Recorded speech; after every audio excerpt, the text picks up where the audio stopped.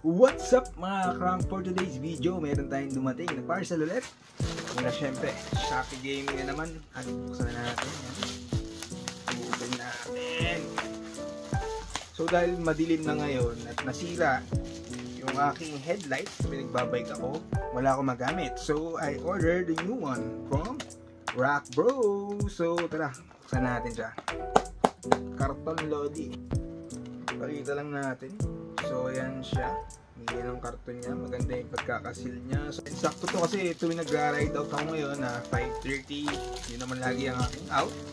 Eh ngayon, mas madilim ngayon pag lumalabas ako. Matagal sumigat yung araw kaya kailangan ng liwanag habang nagbabike. Tara, buksan natin. Tanggalan natin yung plastic. Buksan na natin siya. What's inside the box? Okay, yung karton. Lagyan natin sa gilid. Sa ilalim, syempre, instruction. So yung kinuha nga pala natin is 1000 lumens. Sa loob niya, ito. Tada! Syempre yung mismong unit, which is ito. Oh, medyo malaki siya. Bigat. Alagay yan. 1000. So 1000 lumens siya. Siguradong malinaw to. Ano pang laman niya? So yung mga mount niya dito. Kung balak mong ilagay siya sa handlebar mo, ito, i-click mo lang siya sa handlebar mo, ma-mount mo lang siya, then sa ibabaw, pwede siyang pa-ibabaw na ganyan or sa ilalim, depende sa'yo. Pero ako kasi meron akong mount yung pang ilalim, kaya doon ko siya ilalagay. Dalawang klase ng mount yung kasama niya, isa nga yung sa handlebar, ako ilalagay ko yung sa ilalim ng speedometer, which is ito. So sa ilalim siya ng handlebar ko, na ganyan naman siya sa ilalim. Pakita ko sa inyo pag na-install natin sa bike natin. Laman pa niya is ito.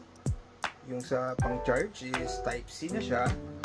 Allen wrench, dalawa, tornilyo, at ito mismo yung gayakap dun sa ating mismong unit. Then hihigpitan mo siya para kumapit. So ito yung handle niya. So tanggalin natin to. May tape lang sa gitna. Shoot nyo lang siya dito. Itong ngipin sa magkabila. Kung nakikita nyo, then ito may railing. Papasok nyo lang siya dyan hanggang sa gusto nyo.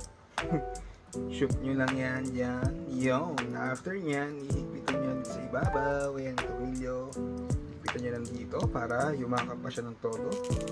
Okay na yun. Mundulog na ba? Malostord na naman natin. So yan. Ganyan ang gagawin natin. Ito nakamount siya sa ibabaw ng ating bike. So papasok mo siya dyan. Iikot na ganyan. So nakatutok siya sa kalsada. Masabi ko sa kanya, aluminum body. Mukha siya matibay, mabigat siya dahil nga 1000 lumens yan. So, sobrang liwanag niya. Aluminum body, pati yung bracket niya kung ilalagay mo siya dun sa handlebar mo, sa side is matibay to. Makapal yung aluminum niya at the same time magaan siya. So, yun lang. Nabili ko lang siya sa Shopee. It's 905 ang kuha ko kasama na yung shipping fee. Goods. Masabi ko, goods. So, yun. Testing natin sa kalsada. Pakita ko rin sa video maya-maya. Testing natin sa labas. May mga modes din siya. So, yung pinakamalakas niya, testingin natin. So, handlebar and base mount, which is napakita ko na kanina. IPX6 waterproof. So, kahit umuulan, no problem. Anti-dazzling. So, hindi siya masakit sa mata.